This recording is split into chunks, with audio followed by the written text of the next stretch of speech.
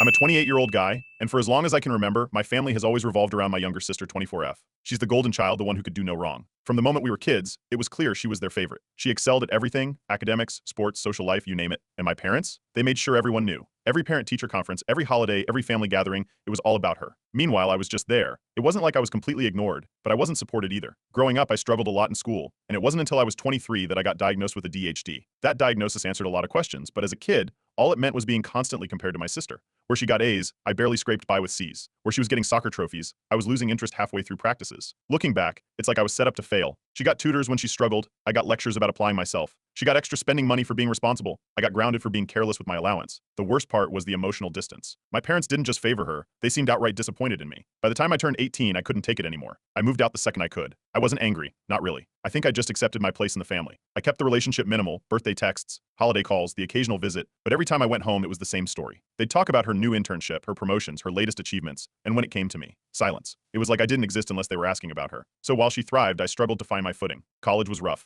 and I barely graduated. But one thing stuck. I'd always been fascinated with technology. I got into coding, mostly self-taught, and found myself drawn to creating tools that helped make life easier. I didn't have a grand plan at first, but I knew I wanted to work on something that mattered. That's when the idea for my startup came. It started as a side project, a simple app designed to help people like me, who struggled with focus and time management. Over time, it grew into something bigger. I poured every penny I had into it, working nights and weekends. It wasn't easy. There were plenty of setbacks. I reached out to my family once, just looking for some moral support or advice. That was a mistake. My mom told me I should focus on finding a real job. My dad suggested I talk to my sister, who was running a small marketing company at the time, to see if she could take me on. It wasn't even about the money. I just wanted someone to say they believed in me. Instead, I got a lecture about stability and responsibility. That conversation lit a fire under me. If they didn't believe I could do it, I'd prove them wrong. I sacrificed everything, time, relationships, sleep to make it work. And after years of hustling, it finally paid off. The app started gaining traction. Investors took notice, and one day, I landed a deal that changed everything. Suddenly, I wasn't scraping by anymore. My startup wasn't just surviving, it was thriving. We got media coverage, awards, and a lot of attention. I remember seeing the first article about us and feeling this rush of pride. For once, I wasn't just her brother. I was something on my own. That's when my family came back into the picture. My parents, who hadn't called me in months, suddenly wanted to catch up. They were posting my success stories on Facebook, tagging me in old photos, and talking about how proud they were. My sister, who hadn't shown much interest in what I was doing before, started reaching out too. It felt weird. For years, I was invisible to them, and now they couldn't stop calling. They'd bring up how they always knew I'd make it or how they knew I had potential, but I couldn't forget how dismissive they'd been when I needed them most. I kept things civil but distant. I wasn't sure how to handle it. Part of me wanted to let it go, to just enjoy the newfound attention and validation. But another part of me couldn't shake the resentment. They didn't care when I was struggling. They only cared now that I was successful. Eventually, I turned to Reddit. I didn't know where else to go. I laid it all out, the favoritism, the neglect, the sudden interest now that I had made it. I wasn't looking for validation. I just wanted to hear from someone who'd been through something similar. The responses were overwhelming. People shared their own stories, their own struggles with family dynamics and success. It was comforting, in a way, to know I wasn't alone. But it also made me realize something: I didn't owe them anything. This was just the beginning of the chaos. Update 1. The media coverage of my startup had barely gone live before my phone started blowing up. Relatives I hadn't heard from in years suddenly remembered I existed. My inbox was flooded with congratulatory messages, awkward check-ins, and a surprising number of "hey, we should catch up" texts. At first, I was overwhelmed. Some messages were genuinely nice, but most of them felt off, like they were less about celebrating my success and more about what they could get out of it. The first call that caught me off guard was from my sister. We hadn't talked much since I moved out, except for the occasional family event where she'd tell me how busy she was with her business. This time, she started with a warm, almost overly enthusiastic tone. She wanted to catch up and hear about my app. It didn't take long for the conversation to shift, though. She asked if I'd considered collaborating with her company. She hinted at how a partnership could help both of us grow, but the subtext was clear: she wanted in. A day later, I noticed my parents had posted about me on Facebook. They were sharing links to articles about the startup, captioned with things like, "So proud of our son. We always knew he'd do great things." It felt bizarre. These were the same people who once brushed off my work as a hobby. Now they were acting like my biggest cheerleaders. The strangest part came when they invited me to dinner. This was out of character. We hadn't had a proper family dinner in years. Still, I went, partly out of curiosity and partly because I figured it was better to face whatever was happening head on. The dinner started awkwardly. My mom had gone all out, cooking my favorite childhood meals. They acted warm, attentive, and overly interested in my life, something I wasn't used to. But as the evening went on, the conversation inevitably turned to my financial situation. My dad casually mentioned how much my success must have changed things for me and hinted that I could give back to the family. My mom chimed in, talking about how a small loan could help them with a few house updates they'd been putting off. I tried to keep it polite but firm, explaining that every penny was going back into the business for now. They nodded, but the air grew noticeably colder. Then came the gaslighting. My mom said things like, we always believed in you, and my dad added, we knew you had it in you from the start. It was like they'd erased the years of dismissiveness and replaced them with a fantasy where they'd been supportive all along. I couldn't let it slide. I reminded them of the times I'd reached out for help or advice, only to be brushed off. I even mentioned some of their exact words, like when my mom had suggested I get a real job. That shut down the conversation fast. My dad changed the subject, and my mom just stared at her plate. That night, I updated Reddit about the dinner. The support was overwhelming. People validated my experience and encouraged me to stick to my boundaries. Reading their stories made me feel less alone and more determined to stand my ground. A few days later, my sister sent a long, angry text. She called me stingy and accused me of not valuing family. She brought up how she'd helped me in the past, though the only help I could remember was her suggesting I apply for an entry-level position at her company when I first started my startup. Her message ended with something about how family was supposed to come first. That was the final straw for me. I realized I couldn't navigate this alone, so I booked my first therapy session. The therapist helped me unpack a lot: my resentment, my guilt, and my need to set firmer boundaries. It was a relief to have someone help me make sense of it all. Meanwhile, my business kept growing. We landed another major deal, which brought in more investors and solidified our position in the industry. But with that success came more family drama. My parents came up with the idea of starting a family fund. They suggested we all contribute to it and share the benefits. It was framed as a way to strengthen our bond, but it felt more like a ploy to access my money. I refused outright. That decision didn't go over well. My parents started spreading their version of events to extended family, painting me as selfish and ungrateful. Aunts, uncles, and cousins began calling, some to scold me and others to guilt-trip me into reconsidering. One even said, "You're successful because of how your parents raised you. The least you can do is give back." I didn't bother defending myself to them. Instead, I doubled down on my decision to focus on my chosen family, my friends, colleagues, and the people who genuinely supported me. It wasn't easy, but every day I felt a little more confident that I was doing the right thing. By the end of that week, I decided one thing: I wasn't going to let my family rewrite history, and I wasn't going to let them guilt me into giving up what I'd worked so hard to build. Update 2. Not long after the whole family fund fiasco, things took an even stranger turn. My parents and sister started crafting a completely different version of events, one where they'd been my biggest supporters all along. It began with subtle changes. Posts on Facebook about raising 2 successful kids and old photos of me with captions like, "We always knew he'd do great things." It didn't stop there, though. They started tagging me in these posts, adding little anecdotes about how they had encouraged me to follow my dreams and supported me when times were tough. It was surreal to read, especially knowing how dismissive they'd been during my startup's early days. They acted like they were part of the journey when, in reality, they'd been completely absent. The worst was when they posted a throwback photo of my high school graduation. They weren't even there that day. They'd skipped it to attend one of my sister's soccer tournaments, something they had justified by saying, "She has a real shot at a scholarship." Seeing that photo with a caption about how proud they'd been of me made my stomach turn. I shared this on Reddit, detailing the photo and what actually happened. The response was overwhelming. People couldn't believe the audacity of my family. Some even shared their own stories of relatives rewriting history for clout, which helped me feel less alone. That's when I realized just how much of this behavior was about their need to seem relevant in my success. While all this was happening, my therapist helped me unpack a lot. She pointed out that their behavior wasn't about me at all. It was about them trying to regain control of the narrative now that I didn't need them anymore. That insight didn't make their actions okay, but it helped me see the bigger picture. Still, the constant drama was wearing me down. I started to seriously consider going no contact, but the idea of cutting them off completely felt overwhelming. The guilt lingered, even though I knew it was what I needed. In the middle of this mess, my company hit another major milestone. We won an award for innovation in accessibility tech, which brought a new wave of attention to both me and the business. It should have been a moment of celebration, but it only added fuel to the fire. One day, I was in the office when my assistant rushed in, looking flustered. She whispered that 2 people claiming to be my parents were in the lobby, demanding to see me. I was stunned. They hadn't told me they were coming, and I definitely hadn't invited them. When I went out to the lobby, they were waiting there, looking completely out of place among the sleek decor and professional atmosphere. My dad was gesturing wildly, trying to convince the receptionist to let them in,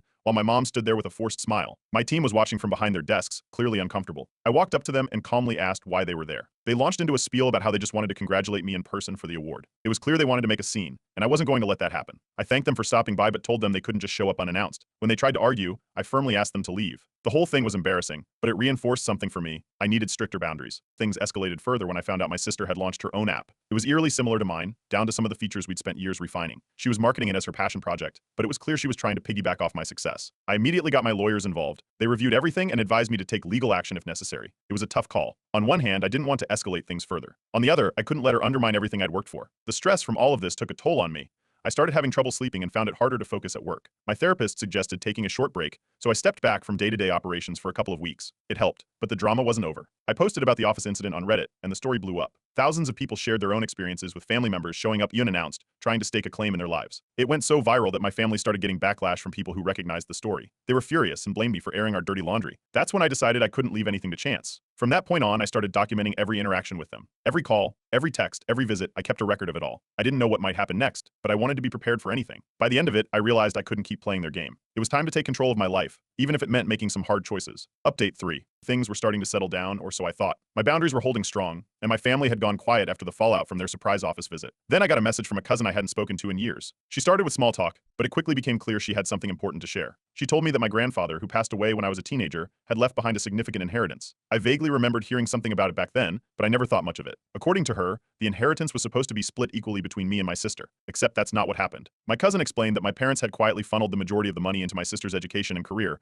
leaving almost nothing for me. She wasn't just going off rumors either. She had proof, old bank statements showing withdrawals from accounts linked to the inheritance, all directed toward expenses like my sister's private school tuition, sports camps, and even a down payment on her first apartment. I was floored. Growing up, my parents had always made it clear that money was tight. When I asked for help with school or extracurriculars, they'd say they couldn't afford it. Meanwhile, my sister was getting top-tier everything, no questions asked. Now I knew why. I immediately reached out to my lawyer. I wanted to know if there was any way to hold them accountable. After reviewing the documents my cousin provided, he confirmed that I had a strong case. The inheritance was legally supposed to be divided equally, and my parents had clearly violated those terms. Before taking any legal action, I decided to confront them directly. I called and asked if we could meet. They sounded hesitant but agreed. We met at their house, and I brought copies of the bank statements with me. When I showed them the evidence, their reactions were predictable. At first, they denied everything, accusing my cousin of lying and claiming I was just trying to stir up trouble. But as I laid out more proof, withdrawal dates, amounts, and matching expenses, they couldn't keep up the act. Eventually, they admitted to using the money for my sister's benefit. Their justification: she had so much potential, and they didn't think I'd need it as much. They actually said they assumed I wouldn't amount to much anyway. Hearing that was like a punch to the gut. My sister, who had apparently been listening in from the other room, came out to join the conversation. She didn't apologize or even seem surprised. Instead, she doubled down, saying she deserved the money because she'd worked harder and was more successful at the time. She even accused me of being ungrateful for everything my parents had done for me. That was the breaking point. I left without saying much and went straight home. Later that night, I posted about the situation on Reddit, keeping it anonymous but including enough details for people to understand. The post exploded. Thousands of people weighed in, with most urging me to take legal action. Some shared similar stories of inheritance drama, which helped me feel less alone. After a lot of thought, I decided to move forward with the lawsuit. My lawyer filed the paperwork, and the fallout was immediate. My parents and sister went into full damage control mode, spinning the story to make me look like the villain. They told extended family members that I was suing them out of greed, conveniently leaving out the part where they'd stolen my inheritance. The calls and messages from relatives started pouring in. Some demanded to know why I was tearing the family apart, while others tried to guilt trip me into dropping the case. One aunt even suggested I was being ungrateful, saying, "Your parents did the best they could. Why can't you just let it go?" I ignored all of it. Instead, I focused on the overwhelming support I was getting from strangers online and from the people in my life who truly cared about me.